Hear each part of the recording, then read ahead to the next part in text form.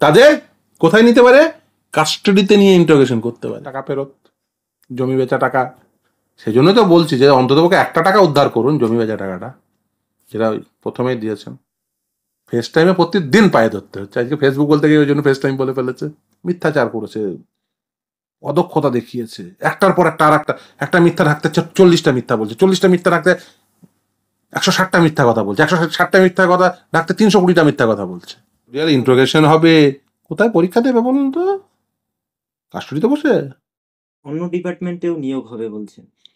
আসলে উনি এটা, এই যে অযোগ্যদের অন্য ডিপার্টমেন্টে নিয়োগ হবে এটা বলে, উনি যে পাড়ায় পাড়ায় যে দালালরা ওরা টাকা তুলে দিয়েছিলেন, তারা তো চাপ খাচ্ছে। দালাল, তার উপরে নেতা, তার উপরে বড় নেতা, তার উপরে মন্ত্রী, তার উপরে উনি, চাপ তো আসছে। এইটাই যে সেই চাপের কাউন্টার বার্তা। দালালরা এবার বলবে যারা টাকা চাইছে যে 25 লাখ দিয়েছে, আমাদের তো চাকরি চলে গেল, দে 25 লাখ ফেরত দে। ও বলছে আমি অন্য টাকা দিয়েছি, বলছে চল নিয়ে চল। এখন তো অনেকে বলছে চল নিয়ে চল। সে নেতা বলছে, অনেকে একদম মানে সর্বোচ্চ স্তরের কাছাকাছি স্তরে চলে এসছে, চাপটা তো বুঝতে পারছে। এখন এটা বললে ওই দালালদের চাপ রিলিজ করতে চাইছে। এটা কি সেফটি ভালভ? হ্যাঁ, প্রেসার কুকারের সেফটি ভালভ। যে দালালদের চাপ মুক্তি করতে চাইছে, কারণ উনি বুঝতে পারছেন চাপ এলে চাপ একেবারে আট ছেড়ে পড়বে ওই টালির চালে। আসল টাকা তো ওই টালির চালের তলায় যা আছে, ওখানে সব তো জমা হয়েছে। ওখানে চাপ মুক্তি করতে চাই। ওই যে বলবে এবার ওই যে দিদি বলে দিয়েছে অন্য ডিপার্টমেন্টে তাদের চাকরি করিয়ে দেবে। কাস্টোডিয়াল ইন্টারোগেশন প্রয়োজনে সিবিআই করতে পারে, লেখা আছে রায়ে। ওই রায় আপেল হয়েছে। আমি ওই জন্য আপনাকে পড়ে শোনালাম কি রায়ে লেখা আছে। কলকাতা হাইকোর্টের এই রায় আপেল হয়েছে সুপ্রিম কোর্টে।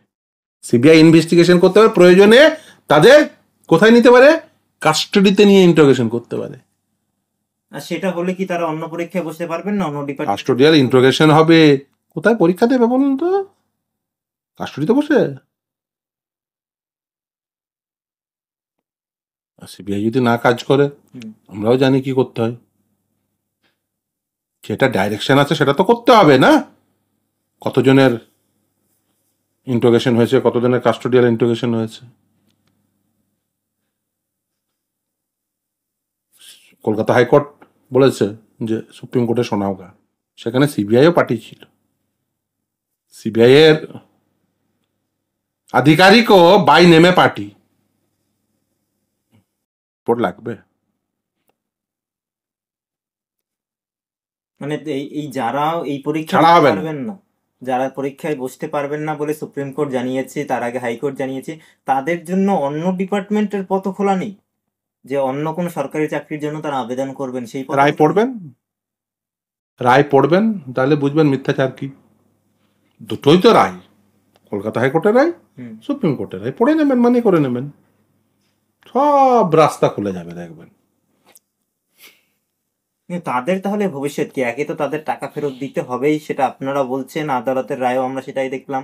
অন্য কোনো চাকরিও করতে পারবেন না, বেতন ফেরত দিতে হবে, আবার উল্টে তারা তো ঘুষও দিয়েছে। আবার কাস্টডি, আবার কাস্টডি, তাদের কি হবে? কাস্টোডিয়াল ইন্টারোগেশন, টাকা ফেরত, জমি বেচা টাকা। সেই জন্য তো বলছি যে অন্ততপক্ষে 1 টাকা উদ্ধার করুন, জমি বেচা টাকাটা, যেটা প্রথমেই দিয়েছেন। কারণ ওটাই ইলিগাল পার্ট। বাকি তো সব আদালত বলে দিয়েছে, কিছু করার নেই। আদালত বললে রাম মন্দিরও তৈরি হয়। You have nothing to do. আদালত বললে রাম মন্দিরও তৈরি হয়। আদালত বলেছে, আপনাকে মানতে হবে।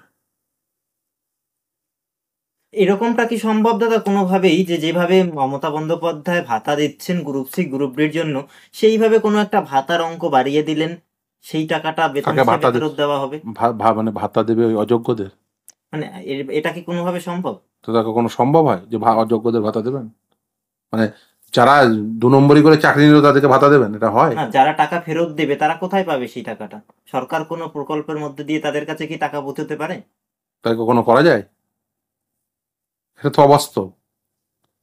আপনিও জানেন করা যায় না, আমিও জানি করা যায়। মমতা বন্দ্যোপাধ্যায় তো মমতা বন্দ্যোপাধ্যায় বাঁচার জন্য খড়কুটো ধরতে চাইছে। মমতা ব্যানার্জির অবস্থা হচ্ছে, কারণ আমরা প্রথম থেকেই বলে এসেছি যে তুমি যদি ক্ষমতায় বসে প্রাতিষ্ঠানিক দুর্নীতি করো তাহলে সেটা বাঘের পিঠে চড়া হবে, নামতে গেলে হালুম করে তুমি খাওয়া পড়বে। ও বেসিক্যালি ও বাঘের পিঠে চড়েছে, প্রাতিষ্ঠানিক দুর্নীতি করেছে, মিথ্যাচার করেছে, অদক্ষতা দেখিয়েছে, একটার পর একটা আর একটা মিথ্যা রাখতে 40টা মিথ্যা বলছে, 40টা মিথ্যা রাখতে 160টা মিথ্যা কথা বলছে, 160টা মিথ্যা কথা রাখতে 320টা মিথ্যা কথা বলছে। মিথ্যা কথার সংখ্যা বাড়ছে, মানুষজনের কাছে জোকার হয়ে যাচ্ছে।